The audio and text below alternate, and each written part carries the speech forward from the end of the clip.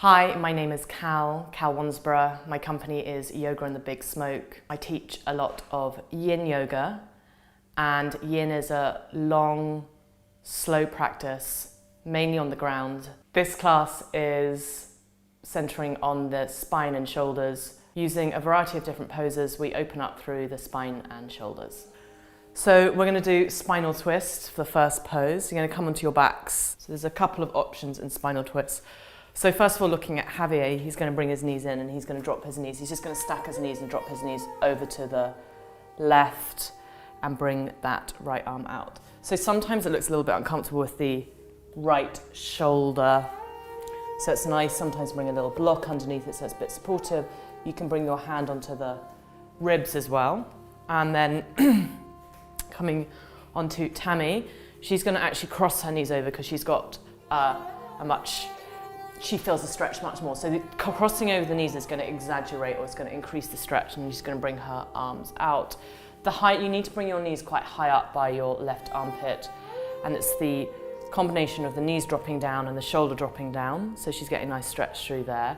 There's also an option, you might need to shuffle down a bit. There's also an option of if you bring your knees in, there's also an option of bringing your legs straight out. So sometimes this can help. Straight legs just have longer levers, which make the levers heavier, which can also increase the pose. But that doesn't really work for you, does it? No, so better just to, for Tammy, it's better just to drop the knees over. But that might work for some of you. And then coming on to Elaine as well, Elaine's got really long legs, so she's gonna cross her legs over and then feel a nice stretch through the ribs. So really this pose is really about getting into the back of the ribs, into that mid-back, which is the thoracic spine. So we want to find that twist. We naturally rotate from left to right in the thoracic spine, in the mid-back. You can make the pose a little bit more comfortable. So you can bring the left hand onto the knees. Sometimes that just the little weight of the left hand on the knees helps to bring the knees down until you get a little bit more of a stretch. Javier, I'm gonna just bring your knees a little bit further up. Are you comfortable there? Do you need to move over a little bit more? Yeah. So the idea is to get the knees nice and high up and then so that you get that twist through that section of the back. You want to feel that nice twisting and opening up. So the thoracic spine, the mid-back, is the stiffest part of our spine, and it's really nice to unravel this. It's got a lot of fascia around here, so obviously Yin Yoga we're working on the fascia of the body. We're trying to open up through connective tissue and fascia. Fascia is that cling film like wrap which wraps around all of our body.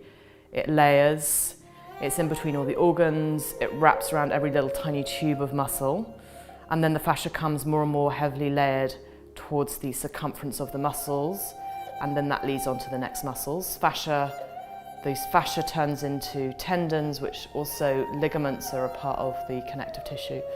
So this is the tissues of the body that we're working on in Yin Yoga, the fascia and the connective tissue.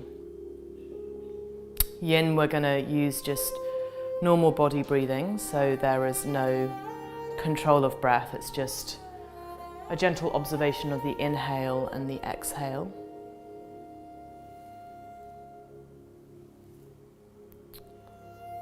So when we work on the fascia of the body, it requires different treatment to muscles, so we want to have long held gentle stretches as opposed to dynamic repetitive motion, which is what muscles use and which muscles need.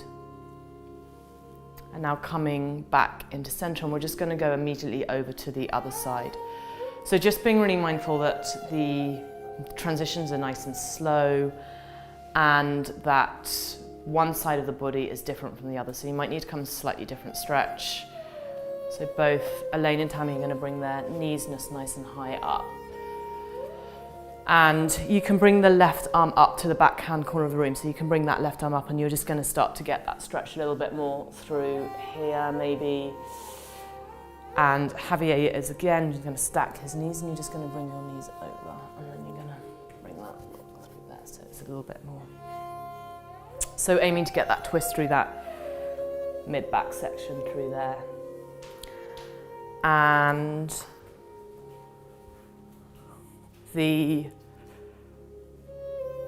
poses work on the meridian lines of the body. So Yin Yoga is based on the philosophy of Chinese medicine. So we're working on opening up through meridian lines and bringing the energy flow back through the meridian lines, making the energy flow balanced and constant.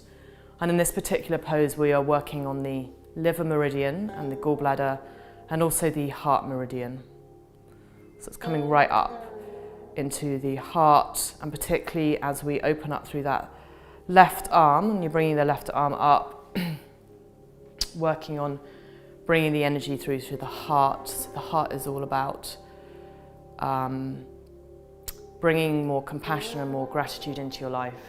The heart is about balancing our relationships. So it's about ability to connect to people. If your heart meridian is in balance, then you are warm and give light and warmth, a bit like a fire. So it's related to the element of fire. Fire can also rage out of control, and it can also become very cold and die. So you just want to always looking to get that balance. So this is a really nice, simple, effective pose of working into that nice stiff section of the back, the thoracic spine.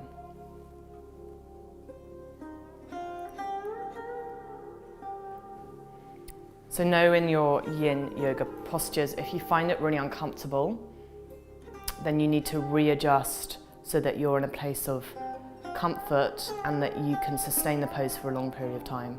It's not really about coming into your maximum range of motion. It's not about pushing into a pose and enduring it. It's about finding a place which is comfortable but you feel the stretch. So we always talk about target area in Yin Yoga, and the poses will look different for each person. So it's really about looking at your body, feeling if you're feeling the pose in the right place, readjusting, getting nice and comfortable, and then being able to stay there for a fairly long period of time. So we're holding these poses for about 3 to 4 minutes.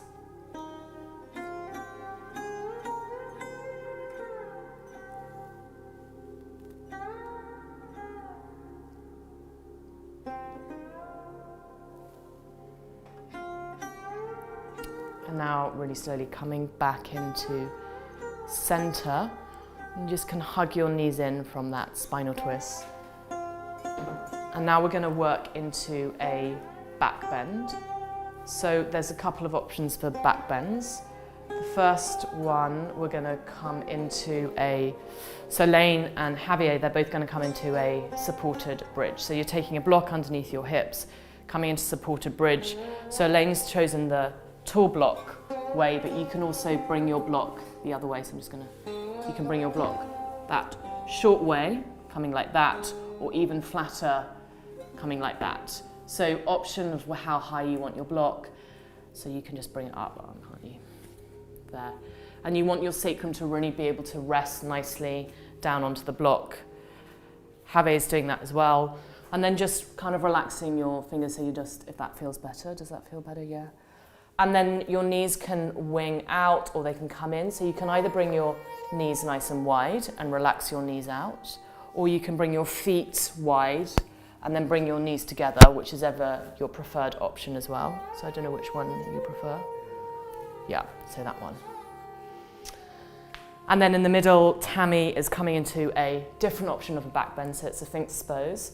So this is just on your front, elbows underneath your shoulders. And then with this one as well, you can relax your neck, so you can bring your forehead down onto a block and feel that your neck is nice and relaxed. It's not really about holding your head up so much, it's just about finding that nice little back bend through here. So back bends are all about compression of the intervertebral disc. It's not so much about feeling a stretch, it's about really just coming into a back bend. And as you come into the back bend, you will gently compress the intervertebral discs. So the intervertebral discs are sandwiched between each vertebrae, and as we gently compress them, then they start to re-inflate, or they start to hydrate. So long-term effect of compression of the intervertebral discs is that they start to, the center of the discs becomes hydrated, becomes a lot more bulbous, becomes more supportive for the spine, and absorbs shock. So we're really looking for our intervertebral discs to be nice and hydrated and bulbous. And then in the last few moments of this back bend, Tammy's going to come up into a seal pose. So this is just a stronger version of the Sphinx. So coming and bringing her head right up and coming off her elbows so that she's on her arms. So she's just coming into more of an intense back bend.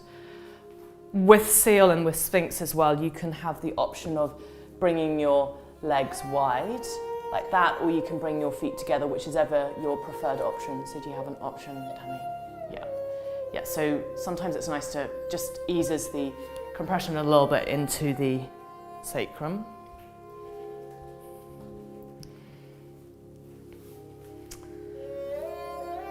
And now, really slowly, you're going to come out of that pose, and we're going to move into a forward fold. So we're going to do 3 options of a forward fold. So the first option, Elaine is going to come into a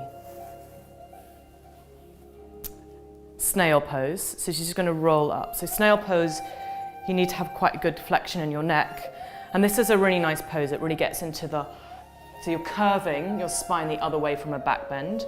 And then Elaine's going to bring her arms around, and then it's just really nice and relaxed. So curving her spine the other way from a back bend.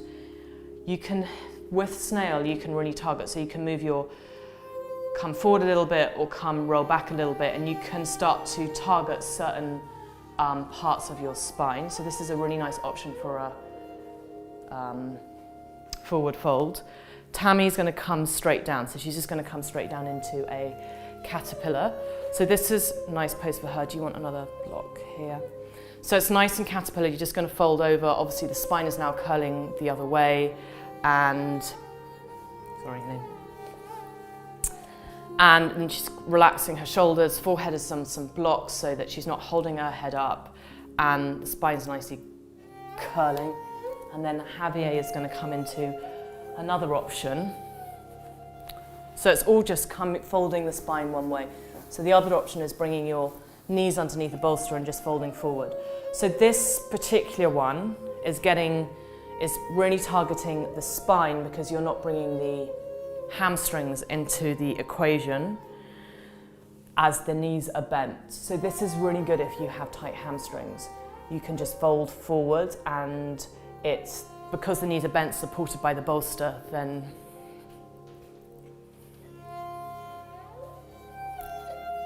hamstrings are not brought into the equation.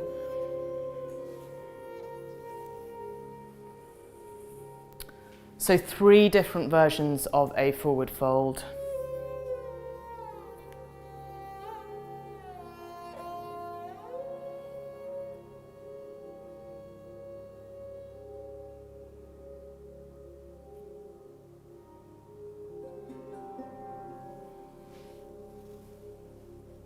Forward folds are really opening up through the back line of the body. They're working on the kidney meridian and the urinary bladder meridian. And obviously in Yin, we're always adapting the pose to suit our body. So 3 different options of a forward fold.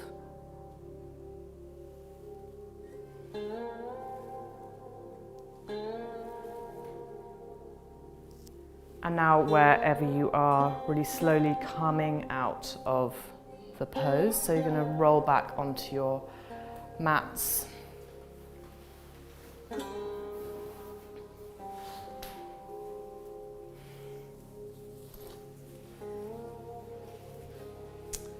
And now we're going to come into a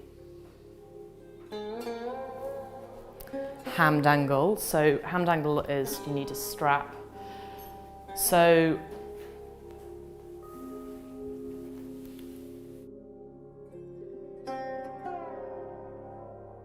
hammed angle, you need a strap, and you're going to bring your right foot around the strap, and then you can prop if you loop the strap, then the weight of your head can support your leg. You can bring a bolster underneath. Do you want a bolster underneath your... Does that feel more comfortable? Not really. Okay. So you can bring a bolster underneath your head. Sometimes it's really nice to support your head, maybe heavier or like that. And then you can either have that right leg straight, like Elaine, or you can bend the left knee up and have the left foot onto the floor. So again, always coming into your options. The other option for a forward fold is to come into a half dragonfly. So you're going to bend your left knees. Yeah, Janushirasana, and then you're just going to fold forward. So this is the other option. Sometimes this is just a nice option. The really nice thing about the hammed angle pose is that it really isolates the hamstrings. So your back is flat onto the mat, and there's a slight, very, very slight posterior tilt of the tailbone. So you work your hamstrings a little bit more. Obviously in this pose, which Tammy is doing, it is also involving the back as well. So you're coming into a forward fold in the back, you can see through here, and then working on the hamstrings. You can have a block to support, use your head on the shin. Are you feeling nicely supported, or you want to bring that? You okay? Sorry. And then just staying in that. So idea of this pose is to get a really nice stretch through your hamstrings. So you're working on the 4 hamstrings at the back of the right leg now.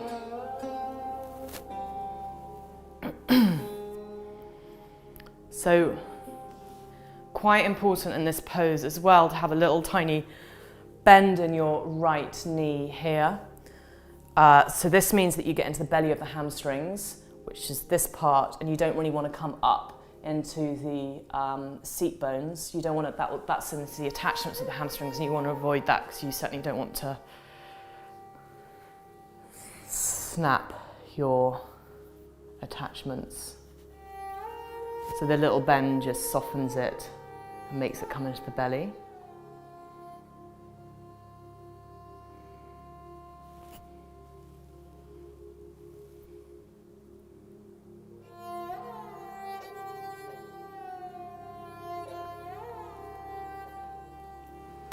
So as we work into the back line of the body, into the legs, into the back of the legs, we're working into the kidney and the urinary bladder meridian. So this is really about bringing in fluidity and an element of water into our lives. So having that sense of flow. And as we stretch or bring tension to the back of our legs, then we're not only stretching them out, but we're also, the fascia starts to secrete fluid in a liquid which lubricates itself, so the layers of fascia start to glide over each other.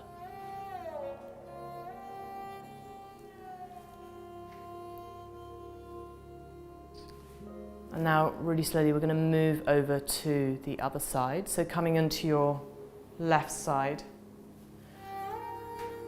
And just be really mindful that, again, that the left and right side of the body is different.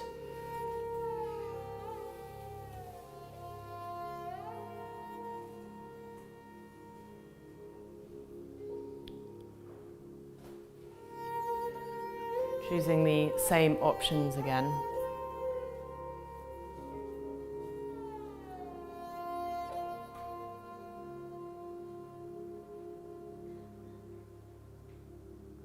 And feeling that really nice stretch to the back of the left leg, the hamstrings. Hamstrings tend to get quite tight. They're responsible for bending the knee back and also a little bit of hip extension. So they're used all the time in running, walking, cycling, And also when we sit down, our knees are always bent, so the hamstrings are shortened then, but they're not being used, so they tend to get nice and tight. So it's a nice, really nice effect, a really nice physical release to stretch these muscles of this myofascia out.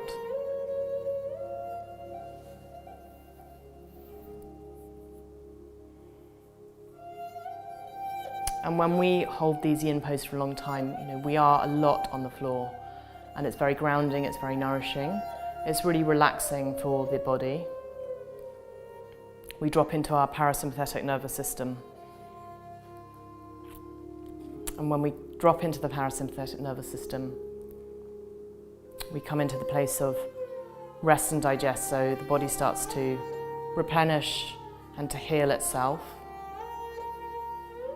The idea about yin is to soften into the poses, so we want to lessen our resistance and just be with ourselves, be in the pose, not so much do the pose.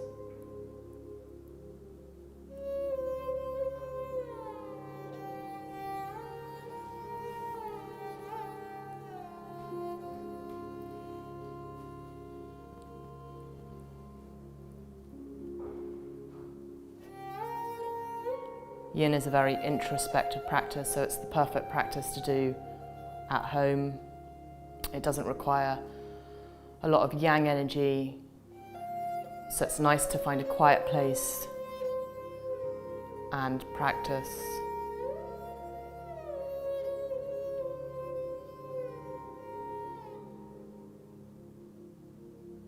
It really prepares us very well for meditation. So not only we are stretching the more dense tissues of the body, we're also compressing into joint capsules. So creating a stretch in the back of the left leg now, but also we folding into the left hip. So folding into the left hip here, and that's gentle compression into the left hip. So that helps for our body to be able to sit for long periods of time.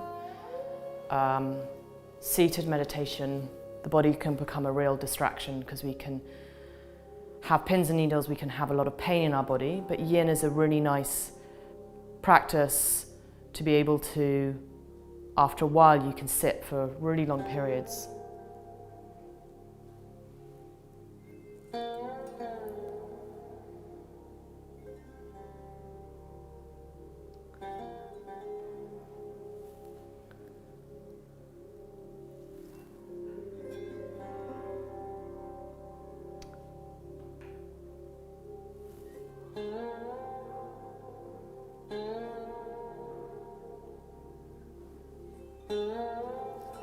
And now really slowly coming out of that left side and just lying back for a few moments in a rebound. So a big part of yin is about coming into a rebound position.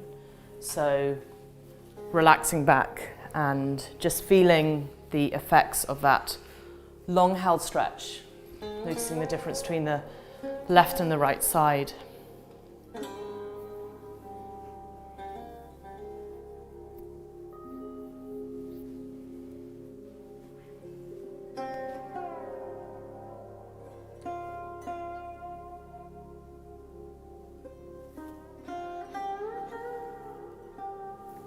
And now, finally, we're going to come into a fish on a block. So you can do this one or two ways.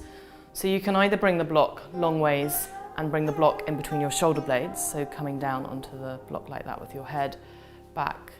You can reposition it to whichever is best, or you bring the block this way round, and you're going to get that lower edge of the block just underneath the tips of your shoulder blades. And so this is a little bit of myofascial release. Sometimes it's really nice to bring a bolster underneath your head, and then you just bring your arms round by your side, so you're feeling that nice opening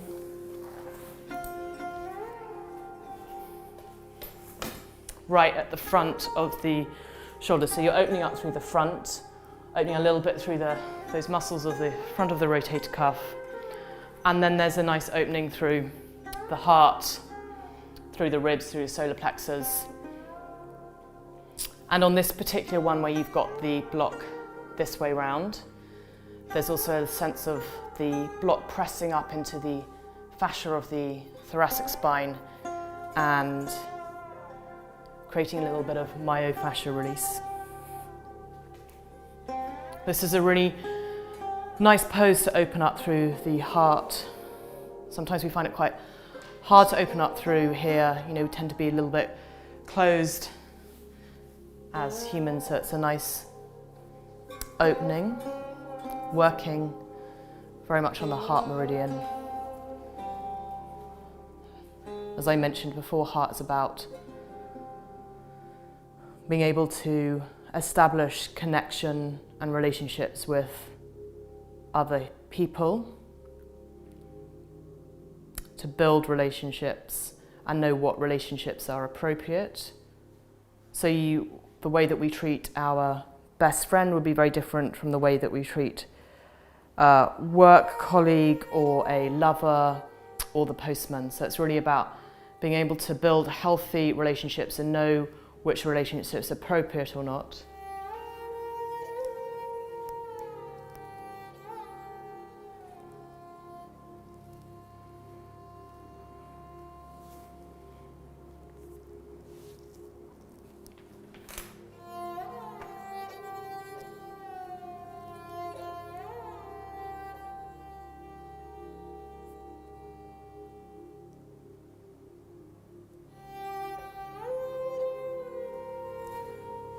And then now really slowly just releasing out of that pose, taking the block away, taking the bolster away, and then making your way down into your final relaxation.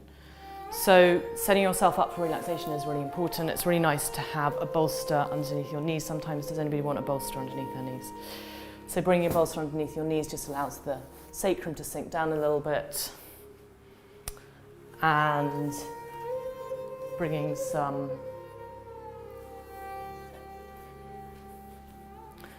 eye bags onto the eyes. Is that okay?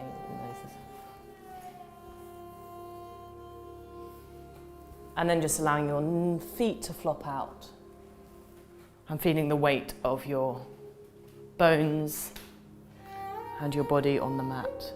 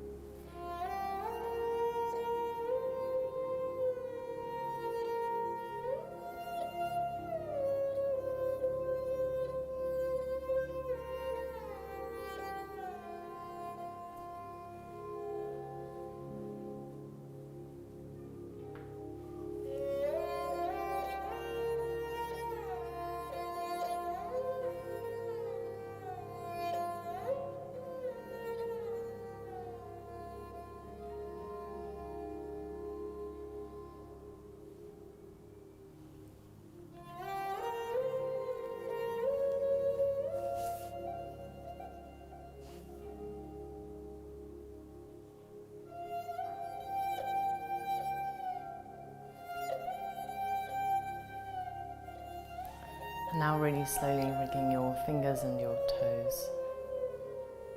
And then just bringing your arms over your head and giving yourself a really nice big stretch. And then hugging your knees into your chest. And then slowly dropping your knees over to the left side. Resting for a few moments in fetal, so you can recalibrate.